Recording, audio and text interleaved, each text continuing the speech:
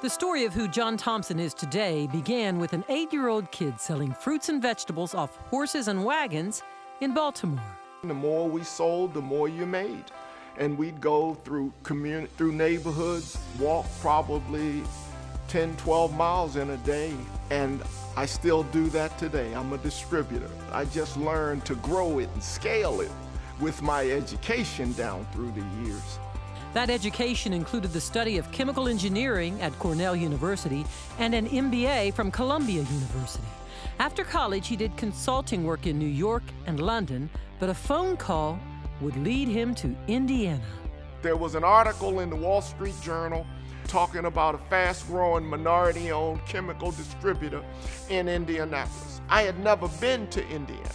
I called Bill Mays and said, hey, do you have any openings? Here's my background. And he said, well, I can't afford you. I said, you don't have to pay me nothing. I pay myself.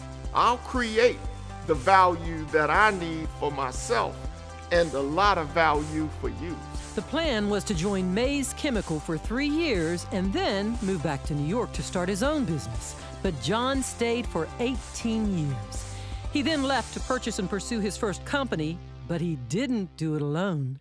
When I left Mays, I bought Mutual Pipe and Supply. And my wife's an accountant and administrator. And I needed some accounting and administrative help when I bought the company. So I told Norma that I just need 90 days of help. And she stayed at the company working with me for 16 years, directly full-time. John's propensity to grow and improve every situation has made him an invaluable contributor to the community, as well as a mentor. He is a very, very, very smart individual, entrepreneur. But I think what's impressive to me is just John's humility with it. Very humble. His businesses have impacted so many other businesses, so many other suppliers. His leadership has impacted so many folks who have went out on a limb and started their own businesses under his guidance, under his motivation, and his inspiration. John Thompson is one of the type of people, if you don't know him personally, you know of him, if that makes sense. As a young African American in the city, he was always seen as like one of the leaders, in the city. For decades, John has given of his time, talent, and treasure to many not-for-profits, such as Junior Achievement of Central Indiana, Eskenazi Health, Riley Children's Hospital, Newfields, and Indiana Black Expo. He's been very strategic about placing himself and finding and ensuring that he has a seat at the table that matters, from moving the mark forward. And that's what I admire about him. If he believes that he can make a difference and he can add value to an individual or an organization, he's gonna do it. And I tell young folks all the time, if you wanna join an organization or be a part of it and move things forward, if it's something you don't like, jump in both feet and improve it. While most people spend all their time improving their businesses, John has also invested in building one of the largest private art collections in Indiana, but he shares it with the world.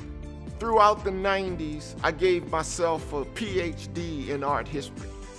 I'd fall asleep at night with art books beside my recliner and laying across my chest, reading and studying and going to museums.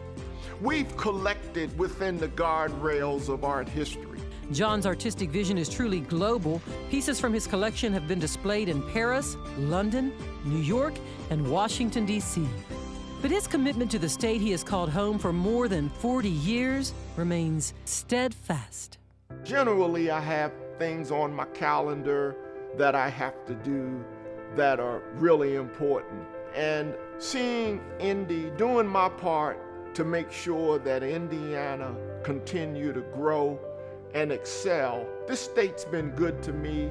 Here you have a man who made it his mission to give back in a way that would be sustainable long-term for not just the Black community, but the Indianapolis community in general. He cares. At the end of the day, He truly cares. It is important to him to see to it that the work that he does continues. I think for John, it's not about the notoriety. It's really more about his servanthood and what he's done for the state of Indiana across the board.